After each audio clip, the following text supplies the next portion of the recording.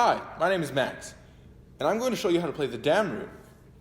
The Damru is a traditional instrument used in Hinduism, and it comes from the countries of India and Tibet. In order to play the Damru, you take both hands on it, and you twist it in a rhythmic motion. And to let you know, the Damru can get very loud, and it's also good to note that you want to stay away from the strings when they're flying in action. This is a singing bowl. Singing bowls originally come from countries such as China, India, and Nepal. In order to play the singing bowl, you must have your palm flat, place the bowl in the middle of your palm, and you must strike it with a mallet and slowly press against the outside of the bowl until it rings.